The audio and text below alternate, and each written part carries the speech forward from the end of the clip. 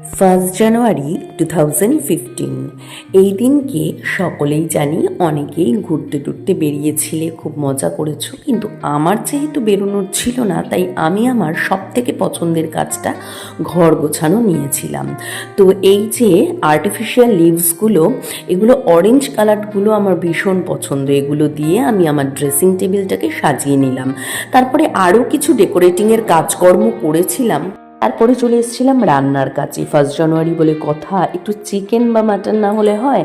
তো আমরা এই দিনকে চিকেন খেয়েছিলাম। একদিকে লাল শাক ভেজে নিয়েছিলাম, অনেকটা লাল শাক ছিল, তো সেটাকে কাটা, তারপরে ভাজা, সেই সমস্ত কিছু করে নিয়েছিলাম। আমার তো ভীষণ ভালো লাগে, আর আমাদের এখানে সবজি খুবই ভালো পাওয়া যায়। তারপরে কিন্তু যেটা হচ্ছে, আমার চিকেন ম্যারিনেট করে রাখা ছিল, আমি তারপরে আলু ভেজে নিয়েছিলাম, তারপরে যে পেঁয়াজ রসুন এই সমস্ত কিছু পেস্ট করে এইদিকে সুন্দর করে চিকেনটা একদম কষা কষা করে রান্না করেছিলাম।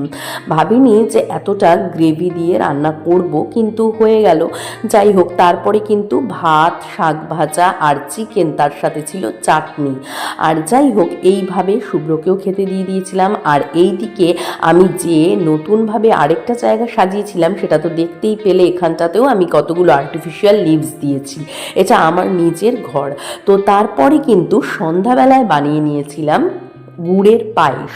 আর এই যে গুড়ের পায়েসটা, এটা প্রথমবার আমি এবছরের জন্য শীতে বানালাম। তো তার জন্য প্রথমেই যাকে দিতে হয় সেটা হচ্ছে ভগবানকে দিয়ে দিলাম 2 বাটি করে এই গুড়ের পায়েস। দুর্দান্ত খেতে হয়েছিল।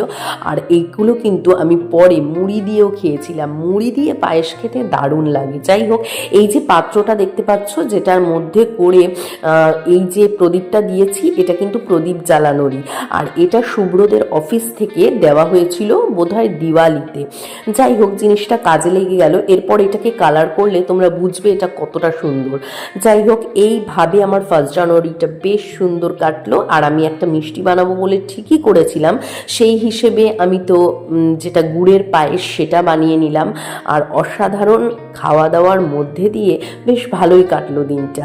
আর ভগবানকেও দিয়ে দিলাম। কেমন লাগলো ভিডিওটা অবশ্যই জানিও।